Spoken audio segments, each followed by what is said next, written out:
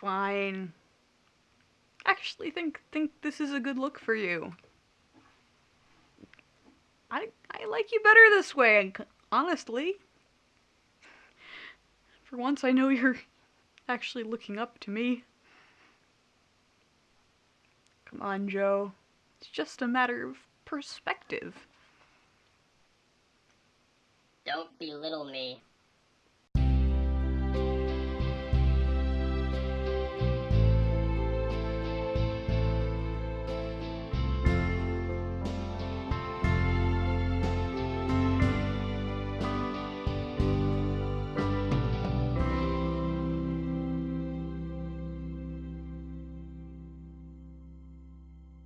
Scott, the story's going to break anyway, eventually.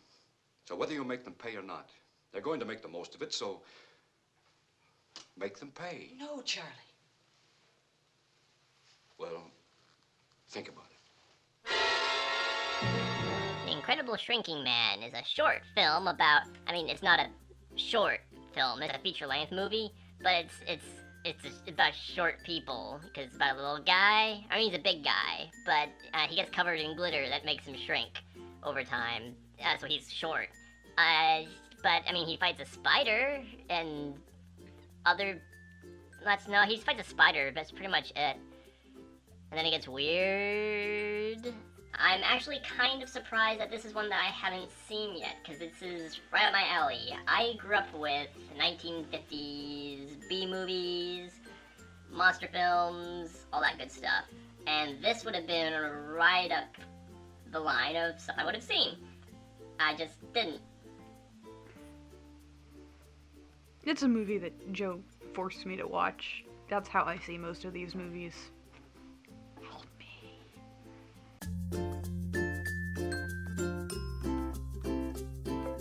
So right off the bat, this is obviously one of those just 50 sci-fi movies that they had to do. They did an Invisible Man movie. They did Attack of the 50-Foot Woman. So of course they have to do Incredible Shrinking Man because they need a tiny shrinking dude. It's just one of those science fiction concepts. After all these, big concept movies, they needed to downsize a little bit. Are you ever going to... Now, don't be despondent, Mr. Carey. At least we've found out what is happening to you. Gradual loss of nitrogen... So the science in this movie is really, really lazy, even by 1950s sci-fi standards. A lot of these movies, they try to come up with some stupid reason why these things exist.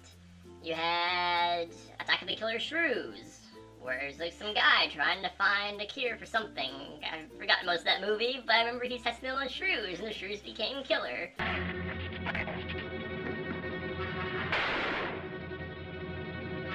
But this is just, guy gets covered in a cloud of glitter and starts to shrink.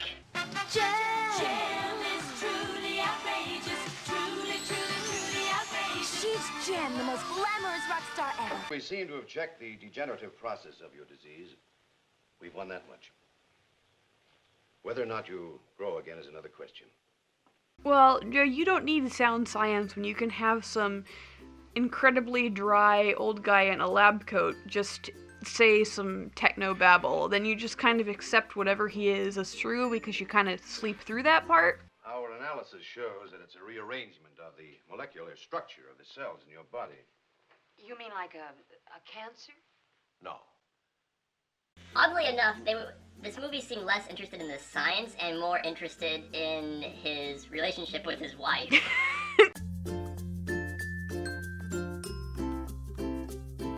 It starts off being, alright, this is a shrinking man, and he's getting smaller and smaller. Oh wait, here's his domestic problems for half the movie. Go on, laugh, Louise. Be like everyone else. It's all right.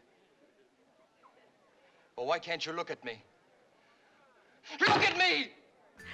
This guy, this hero, is such a jerk. His wife, even by, 1950s woman standards, she's not that bad. She's super nice. She's a little bit sassy. She's a really, sweet lady, and I liked her. And he's such a jerk to her. And she continues to just be so loyal to him throughout this entire thing. Do you have to make such a racket? I told you what happens in there. I'm sorry, Scott. I try to be careful.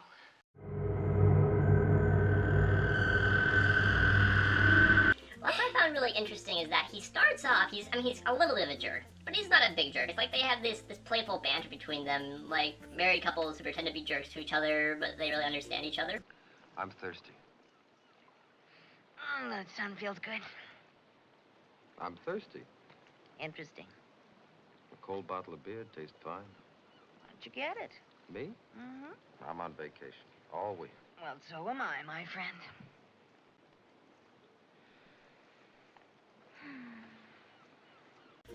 And as the movie goes on, he just becomes an ass. And I'm not quite sure why. I mean, is it to make you not feel bad when his character can't come back from being tiny?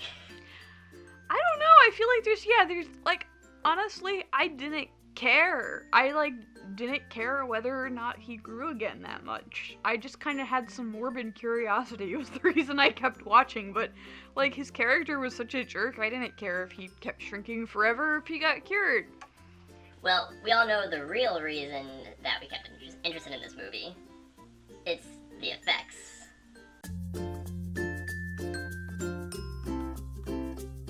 So, one of my favorite scenes in this movie, just because it's so freaking hilarious, is he comes out of the doctor's office having found out that he has this reverse cancer, as the bland doctor said.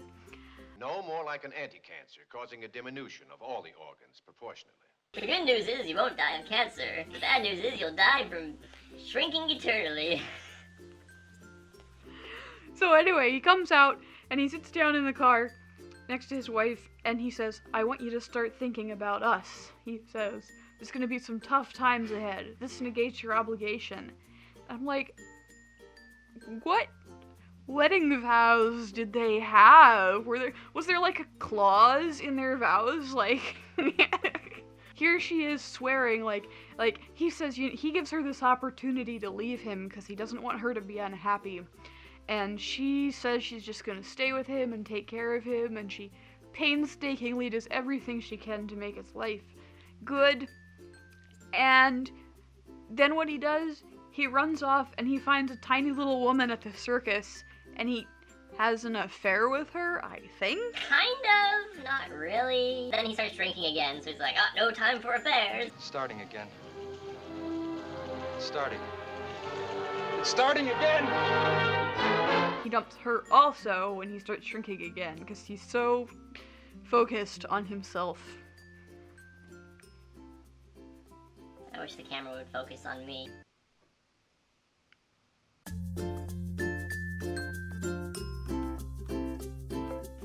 This movie has some really good effects, especially for the 1950s. I gotta say, I was kind of impressed by some of what they were able to pull off. Yeah, some of the effects were really good, and then at other times it was like, he's being attacked by a composite! Oh no!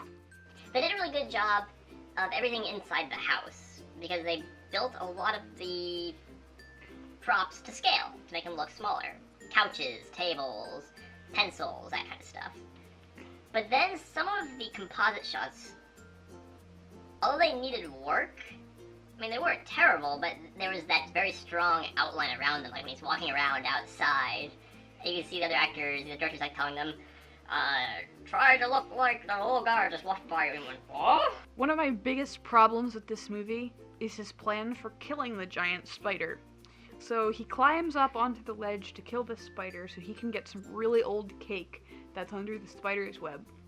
And his plan is to stab the spider with a hook that he's made, which is tied to these scissors, which he plans to drop down into a crate to kill the spider by falling. Now, this guy must have never tried to kill a spider in his life, because this is the least believable thing in the entire movie. That you can kill a spider by dropping it from a height. Maybe he should have just stepped on it. What, you want a little guy like jumping up and down on his back? Because that would be hilarious. That would have been amazing.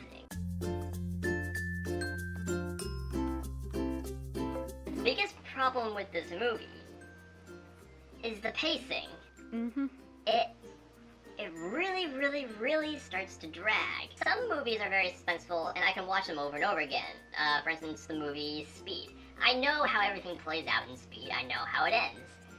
yet I enjoy watching it every time. This movie, just the second time through, I know exactly what happens, and I'm just bored out of my mind.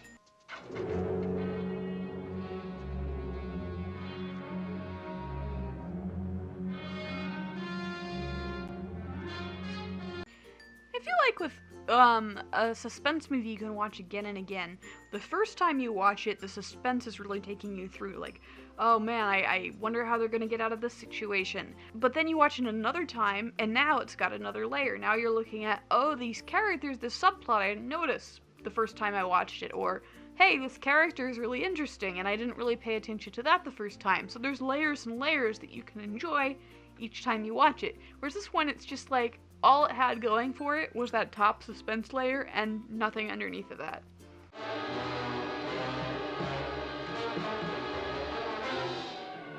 And I think part of that also has to do with what we were talking earlier about the main character being a complete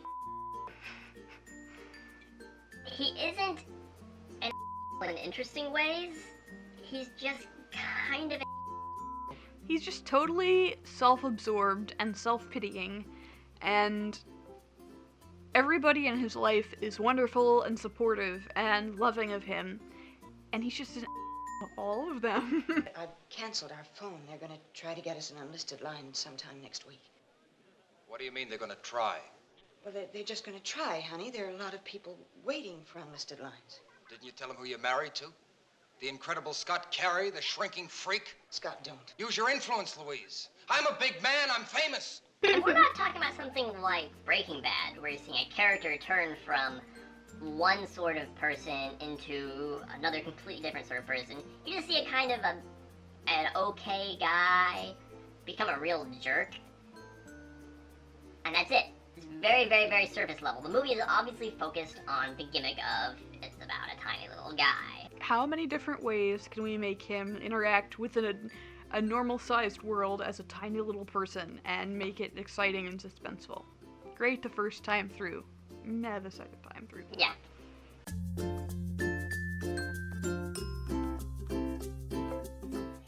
And I felt my body dwindling, melting, becoming nothing.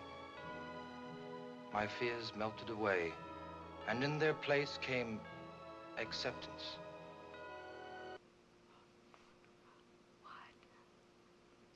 I meant something too. To God, there is no zero. I still exist.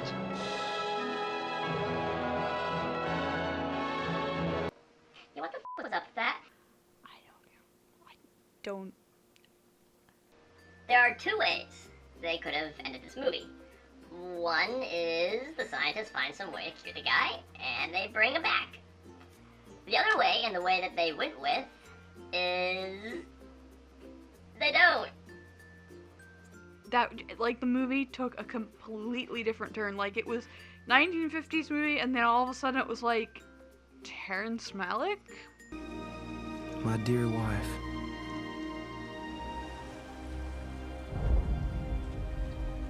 I want to stay changeless for you. I want to come back to you the man I was before. I think I've kind of come up with a theory as to why they went that way, and again, this is with doing completely no research. That's why we call ourselves film illiterates. It's because we don't even like research our movies before we talk about them. And we don't watch good movies. But I have a theory as to why they gave it that weird, trippy ending. A lot of these 1950s movies have some sort of moral at the end of them. The movie Them, about the giant ants, ends with some sort of thing about, in this age of nuclear radiation, who knows what other things might awaken from nuclear tests. We gotta stop it. When man entered the atomic age, he opened a door into a new world. What we'll eventually find in that new world, nobody can predict. Creature from the Black Lagoon. Creature from the Black Lagoon is about environmentalism and don't hurt swamp people. And so this one they're like, well, we need to be a message movie, because even though we're a science fiction movie from the 50s, we need to be able to have some sort of message. But there's no real message there. It's like, we don't have anything, so we'll just make up something about man is tiny in the vastness of the universe, but I still exist. I guess it's kind of like, man still means something? I think that's, yeah, I think it was like, even though large, normal-sized humans, even though normal-sized humans are technically only a speck in the universe, they still matter, and so no matter how small he gets, he'll still matter, and then he shrinks forever. So it's Horton Hears a Who. A person's a person, no matter how small. Well, obviously, our viewers are a lot smarter than we are, so go to the comments and correct us and tell us what the movie was about and why we don't know what the f*** we're talking about. No, but we really don't know what we're talking about. Like, just straight up, we don't know what we're talking about. Do not judge somebody for reading and understanding a really obscure French novel from the 1800s when you watch the crappy, obscure movies that you watch. You have no right to judge anybody. I have no shame and no friends. That's right.